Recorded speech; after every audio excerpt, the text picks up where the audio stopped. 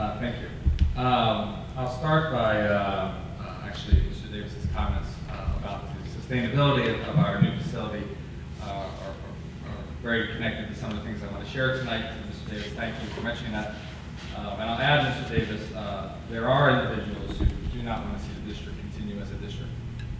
They would like to see the district dissolve, and some of them are in the room with us tonight. So I'm appreciating that you mentioned that. It's a real issue, and I'm not sure everyone will be honest about that issue, so I appreciate that. However, as your superintendent in the district, my goal is that we do exist, that we have the greatest teachers we can have. We have some great teachers in the room for our children in Emeryville and any students that attend our schools.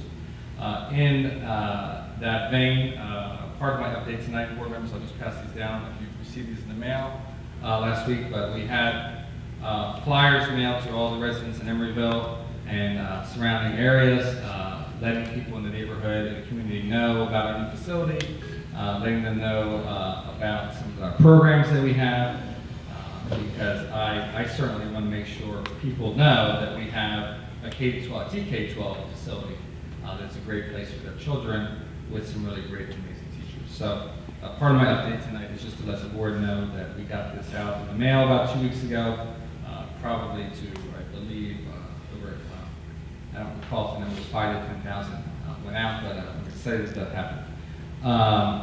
Part of my update also is just there was an individual board member request last time that we met regarding our parcel tax, and just I thought as part of my update I just would confirm for the board and the community that there is no discrepancy that we're aware of with the parcel tax budget.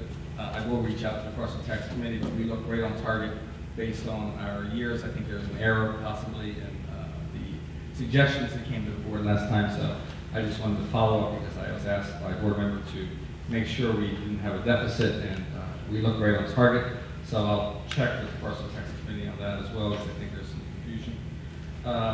And I guess I want to say a couple things about the site.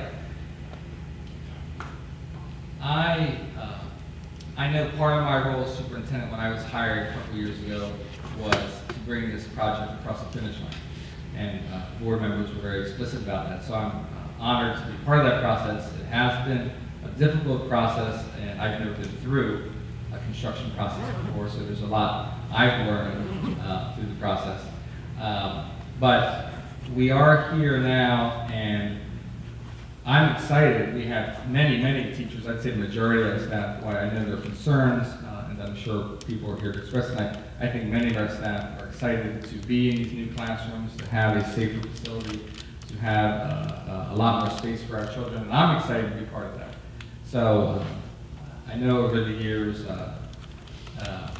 well, I guess I'll say this. I'm excited to be part of this history with the staff in Emeryville because we really have made history, I think. I know it's a 12-year, very long road for us to get this site complete, and I'm very happy to be part of that with the teachers and what I think the benefit it gives to our students. So that's my update. Thank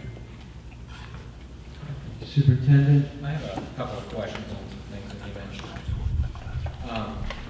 It's not really time for question and comment. I can answer clarifying questions.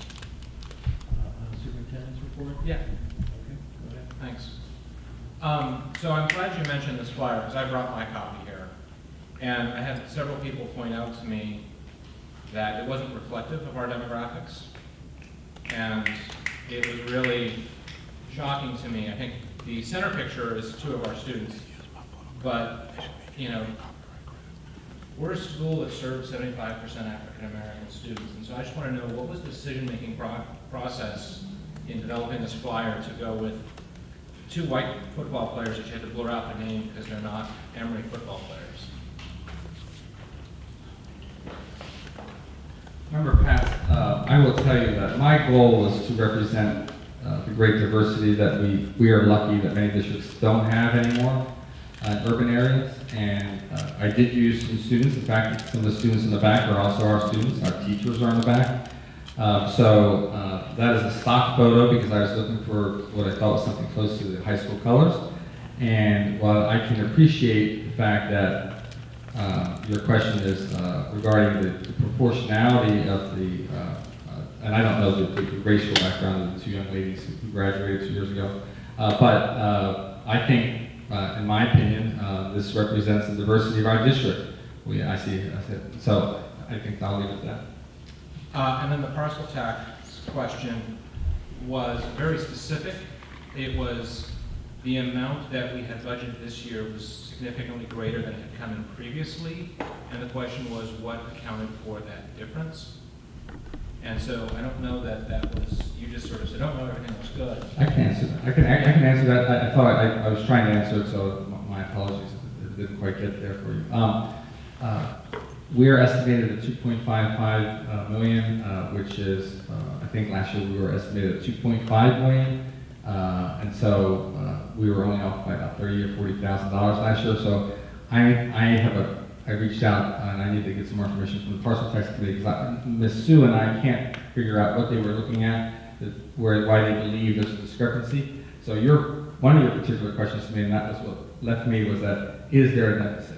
Is there a $100,000 hole? So part of my update was intended to respond to your question and say, no, there's not. I don't see anything at all that appears to be the case. Thank you. Sure.